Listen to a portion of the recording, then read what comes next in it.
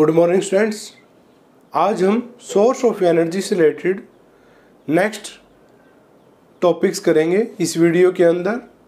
आज का जो हमारा फर्स्ट टॉपिक है वो है फ्यूल। फ्यूल क्या है? देखो, हमें घर के अंदर या इंडस्ट्री के अंदर कहीं पर भी कोई भी काम करना पड़ता है तो हमें हीट की रिक्वायरमेंट होती है। जैसे अगर आपको घर पे खाना बनाना है तो उसके लिए हमें क्या चाहिए? हीट चाहिए, ठीक है। और अगर इंडस्ट्रीज़ के अंदर काम करना है तो हीट चाहिए। यानी कि बहुत सारे काम ऐसे हैं जिनके लिए हमें क्या चाहिए? हीट चाहिए। तो अब ये हीट हमें मिले कहाँ से? तो जो कोई भी चीज़ जिसको हम बर्न करते हैं, क्या करते हैं? बर्न करते हैं, जलाते हैं उसको, तो उससे हमें क्या मिलती है? अगर हीट मिले, क्या मिले? हीट एनर्जी मिलती है, तो उसी को हम क्या कहते हैं? फ्यूल कहते हैं, ठीक है। तो फ्यूल को अगर हमें डिफाइन करना हो तो क्या कहता है? Fuel the material which are burned, कोई भी मटेरियल जो क्या करे? बर्न होता है तो प्रोड्यूस हीट एनर्जी। और वो क्या प्रोवाइड कराता है? हमें हीट एनर्जी प्रोवाइड कराता है, आर नोन एज फ्यूल। इन सभी को हम क्या कहते हैं? फ्यूल्स कहते हैं। क्या कहते हैं भाई? फ्यूल्स कहते हैं। अब ये फ्यूल्स हो कौन कौन सकते हैं? अब आप कहोगे सर इसमें एग्जाम्पल्स क्या क्या हो सकते हैं? हमारे एग्जाम्पल्स भी बहुत सारे हैं हमारे पास। जैसे वुड, लकड़ी। लकड़ी भी एक फ्यूल है, क्योंकि जब हम उसको बर्न करते हैं तो हमें क्या मिलती है? हीट मिलती है। Petrol, diesel, gas, natural gas या एक्सेट्रा, और भी बहुत सारे हैं। चाहे आप किसी अगर पेपर को भी बर्न करते हैं तो वो भी क्या है? फ्यूल की तरह ही यूज़ होता है। कर सकते हैं हम, वो अलग मैटर है कि भाई जो पेपर हमारा वो क्या करता है? इंस्टेंटली जल जाता है। उस टॉपिक पे हम बाद में आएंगे। लेकिन वो हमें क्या करता है? प्रोवाइड कराता है क्या? एनर्जी को। हीट तो प्रोवाइड कराता है, तो वो भी एक फ्यूल की तरह यूज़ किया जा सकता है, ठीक है। और लकड़ी है, घास फूस, जो भी है आपका, वो सभी क्या है? चाहे प्लास्टिक भी हो, क्योंकि प्लास्टिक भी क्या करता है? बर्न होता है, तो वो भी क्या है? फ्यूल की तरह। लेकिन हम उनको क्यों यूज़ करते हैं, क्यों नहीं यूज़ करते, डिफरेंट मटेरियल, वो सब डिस्कस की बातें हैं, वो हम बाद में स्टडी करेंगे। अब ठीक है सर, ये हमें कि बर्न प्रोड्यूस होती है, हीट एनर्जी देती है। तो देखो, हर एक मटेरियल क्या करता है? हीट एनर्जी प्रोवाइड कराता है जब जो भी जलता है। जैसे कागज है, वुड है, पेट्रोल है, डीजल है, नेचुरल गैस है, या लिक्विड पेट्रोलियम गैस है हमारी। ये सारी चीज़ें हमें क्या कराती हैं? हीट प्रोवाइड कराती हैं। लेकिन हम ये कैसे पता करें कि भाई किसकी एनर्जी ज़्यादा है, किसकी कम है? तो इस चीज़ को स्पेसिफाई करने के लिए कि कौन सा बेटर फ्यूल है या किसकी जो हमें एनर्जी है वो क्या है? ज़्यादा दे रहा है। तो इस चीज़ को बताने के लिए हमने क्या किया? एक पैरामीटर तैयार किया गया, जिसके अंदर हमने क्या किया कि हम 1 ग्राम, कोई भी मटेरियल जो भी आपको बर्न करना था उसका हमने क्या लिया? 1 ग्राम लिया। 1 ग्राम को हमने क्या किया? कंप्लीटली बर्न किया, और उससे जो हीट प्रोड्यूस हुई, क्या हुई? जो हमें एनर्जी मिली, उसी को हमने उसकी एक टर्म के रूप में बताया गया, जिसको हम क्या बोलते हैं? Calorific value of fuel. क्या बोलते हैं? Calorific value of fuel. अब ये कैलोरीफिक वैल्यू होती क्या है? जैसा कि मैंने अभी आपको बता ही दिया कि मैं आपको नोट करवा देता हूं कि कैलोरीफिक वैल्यूज होती क्या है, ठीक है।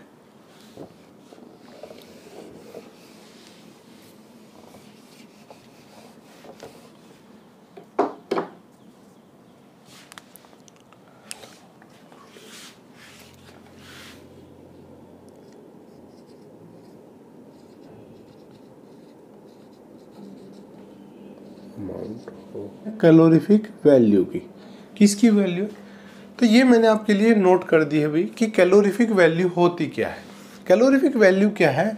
The amount of heat produce, कि कितनी हीट प्रोड्यूस हो रही है बाय बर्निंग ऑफ 1 ग्राम। किससे? जब हम 1 ग्राम को फ्यूल को बर्न करते हैं कंप्लीटली, पूरा का पूरा, यानी कि उसमें से कुछ बचना नहीं चाहिए।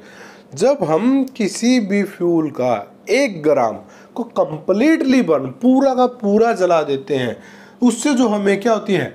हीट प्रोड्यूस होती है। अमाउंट ऑफ हीट प्रोड्यूस, जितनी भी एनर्जी प्रोड्यूस हुई या हीट प्रोड्यूस हुई, इज कॉल्ड कैलोरीफिक वैल्यू। इसी को हम क्या कहते हैं? Calorific value. अब जो इसकी यूनिट होती है, इट्स यूनिट इज, देखो जूल जो होती है हमारी वो क्या है, एनर्जी की यूनिट है, ठीक है। किसकी यूनिट है, जूल एनर्जी की यूनिट है, तो इसकी क्या यूनिट है, किलो जूल पर ग्राम। क्यों, क्योंकि हमने जूल तो क्या है, एनर्जी जो प्रोड्यूस हुई, कितने अमाउंट से प्रोड्यूस हुई, ग्राम की में ले रहे हम, हमने कहा ना 1 gram of a fuel burn.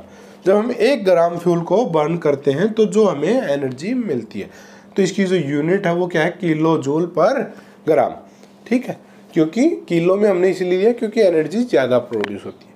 अब हमें ये डिफाइन कर दिया कि भाई हाँ, 1 ग्राम फ्यूल से जो भी, जब हम उसको कंप्लीटली बर्न करते हैं तो जो एनर्जी प्रोड्यूस होती है उसी को हम उसकी क्या करते हैं, कैलोरीफिक वैल्यू कहते हैं।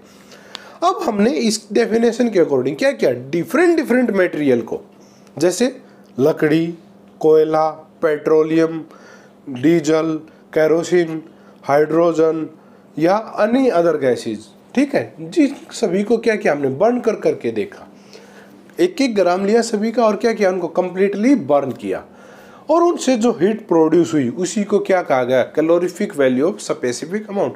जैसे अगर हमें वुड की चाहिए तो वुड की कैलोरीफिक वैल्यू, पेट्रोल की चाहिए तो पेट्रोल की कैलोरीफिक वैल्यू, या डंग केक की चाहिए, या जिनको हम डंग केक यानी कि उपले बोलते हैं, जिनको हम हिंदी के अंदर उपलो, ठीक है, तो उनकी कैलोरीफिक। जैसा कि आपको ये इमेज दिखाई दे रही है, इस इमेज के अंदर हमें क्या है कि डिफरेंट मटेरियल्स की, किसकी, डिफरेंट टाइप मटेरियल, जैसे वुड, कोयला, पेट्रोलियम, डीजल, सभी की अलग अलग मटेरियल्स की हमें क्या दिखाई गई है, कैलोरीफिक वैल्यू दिखाई गई है।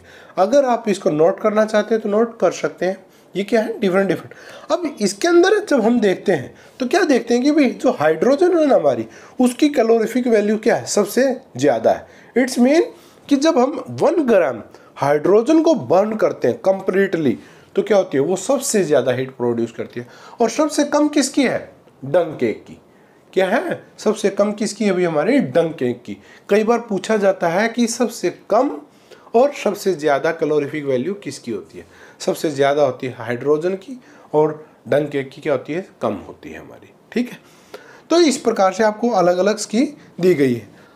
अभी तक हमने क्या क्या स्टडी किया कि भाई फ्यूल क्या है, फ्यूल क्या है, जब हम किसी भी चीज़ को बर्न करते हैं और वो हमें हीट एनर्जी देता है तो उसी को हम क्या कहते हैं, फ्यूल कहते हैं।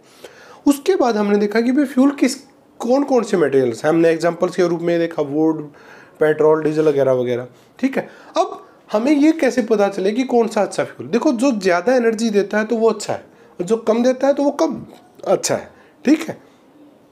तो उसके लिए हमने क्या किया कि एक स्पेसिफिक वर्ड यूज किया, कैलोरीफिक वैल्यू, जो हमें क्या बताता है कि किसकी, कौन सा मटेरियल ऐसा है जिसकी हीट देने की कैपेसिटी क्या है, ज़्यादा है।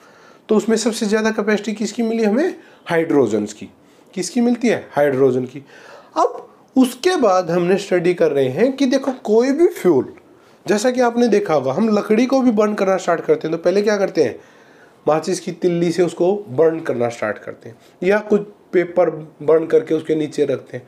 तो उससे क्या होता है, हम क्या कर रहे हैं, उसको एक मिनिमम टेम्परेचर प्रोवाइड करवा रहे हैं जिससे वो क्या करे, बर्न होना स्टार्ट हो जाए, यानी कि वो हीट एनर्जी देना स्टार्ट हो जाए, ठीक है। ऐसा नहीं है कि कोई भी कंपोनेंट अपने आप ही जलना स्टार्ट हो जाता है, नहीं, उसके लिए हमें क्या चाहिए, उसका एक गिवन टेम्परेचर पे उसको लेके जाना पड़ता है, उसके बाद ही वो कंपोनेंट क्या करना स्टार्ट होता है, बर्न होना स्टार्ट होता है, और उसी के बाद वो हमें क्या देता है, हीट एनर्जी प्रोवाइड कराता है।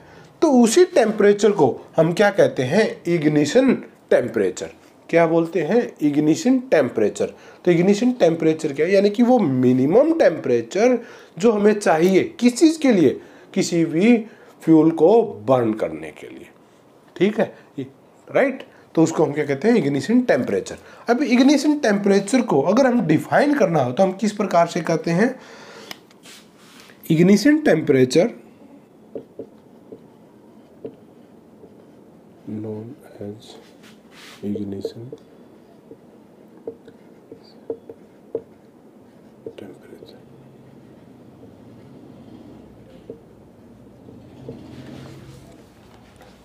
ये भी हमारा इग्निशन टेम्परेचर क्या कहता है, द मिनिमम टेम्परेचर। जैसा कि मैंने आपको अभी भी बताया था, क्या है कि minimum temperature to which a fuel must be heated, कि हम किसी भी फ्यूल को, देखो उसके अंदर वुड हो सकती है, पेट्रोल, डीजल, कोई भी हो, हमें उसको एक मिनिमम टेम्परेचर पे लेके ही जाना पड़ता है।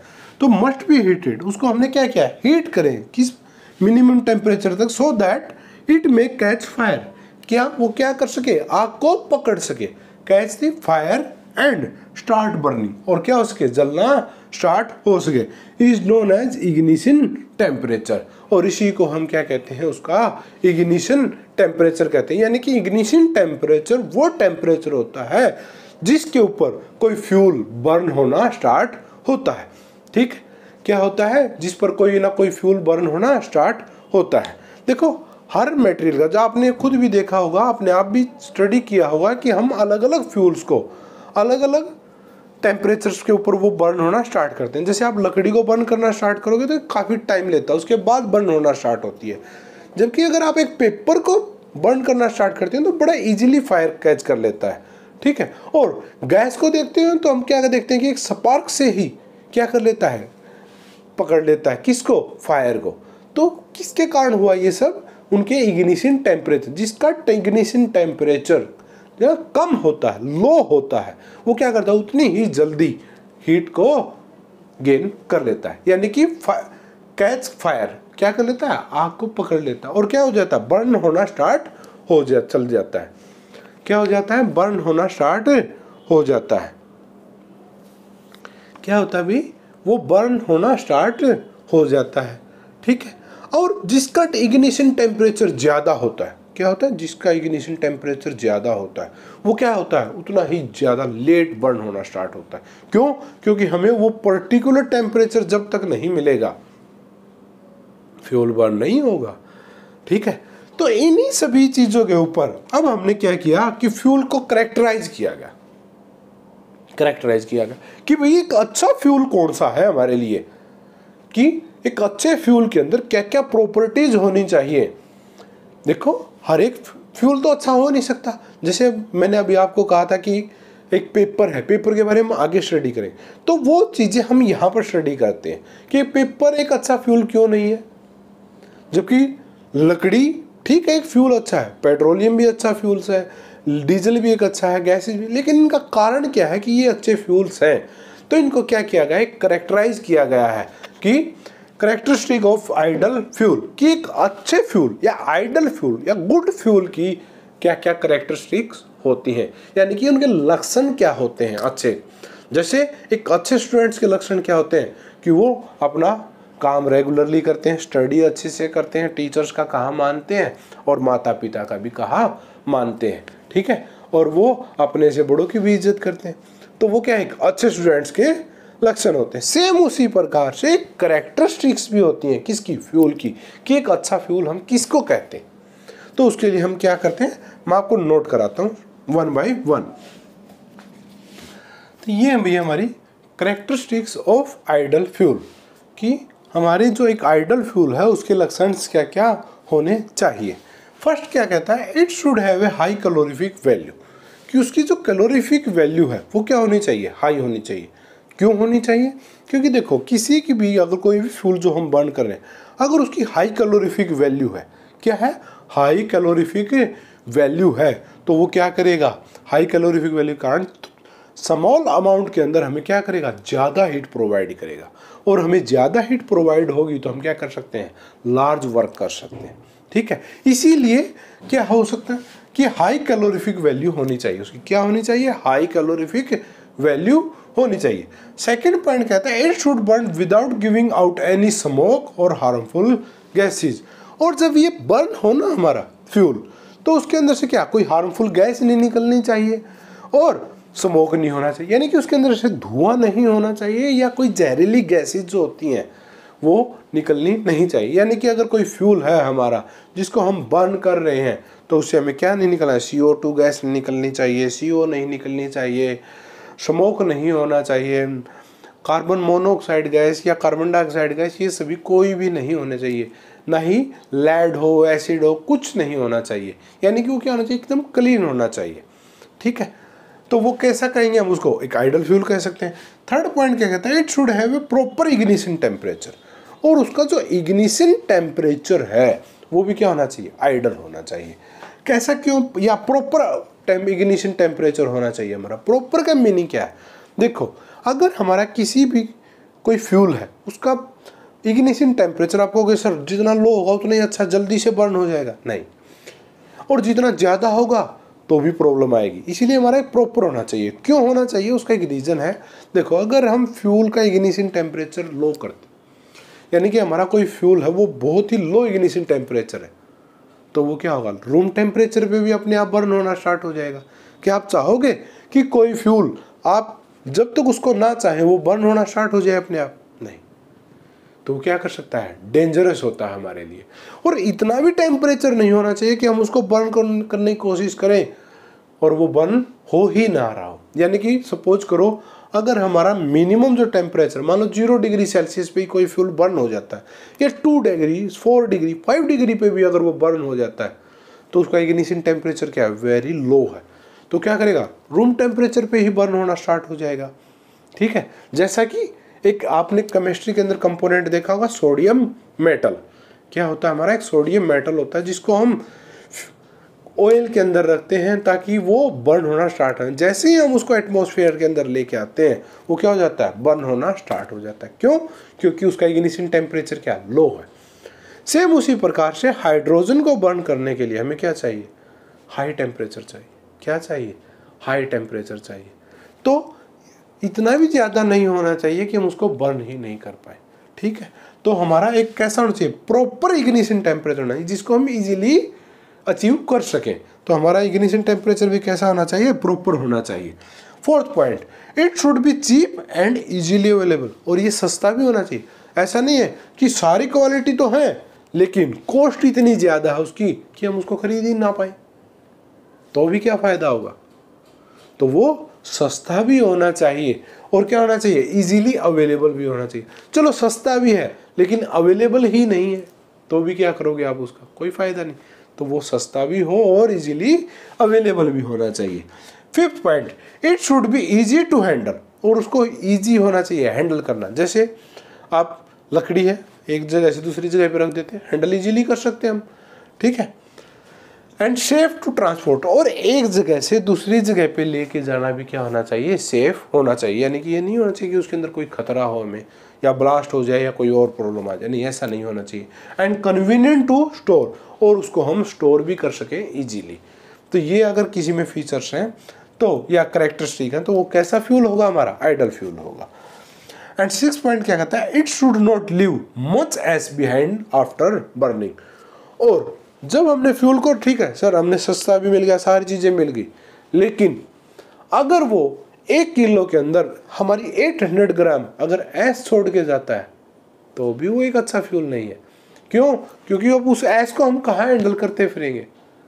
अगर आप डेली की 500 kg फ्यूल को बर्न कर रहे हो, 500 kg अगर फ्यूल आप रेगुलरली बर्न कर रहे हो, तो आप देखो कितनी ऐस हो जाएगी।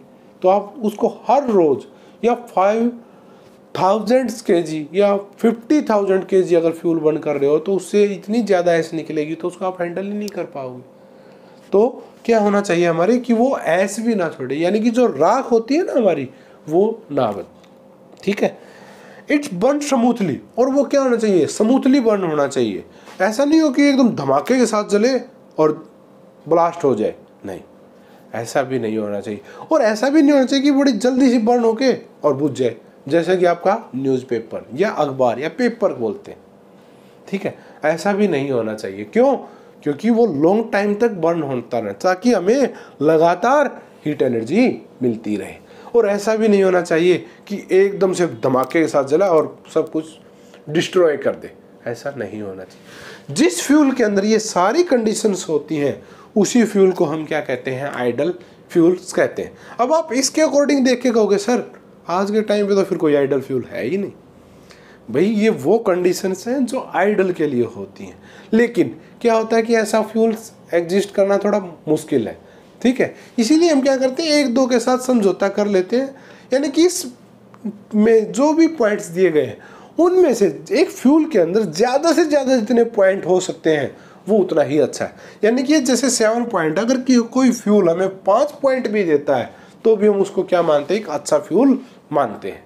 क्या मानते हैं, एक अच्छा फ्यूल मानते हैं, ठीक है। लेकिन किसी में सिर्फ 7 में से सिर्फ एक ही पॉइंट गिवन है आपको, कोई भी एक पॉइंट, तो वो एक अच्छा फ्यूल नहीं है, ठीक है। क्या वो एक अच्छा फ्यूल नहीं है? तो हमें जितने ज़्यादा पॉइंट्स ज़्यादा होंगे हमारे, उतना ही वो क्या होगा, एक अच्छा फ्यूल होता है। तो ये क्या थे भाई हमारे कैरेक्टरिस्टिक्स ऑफ आइडल फ्यूल।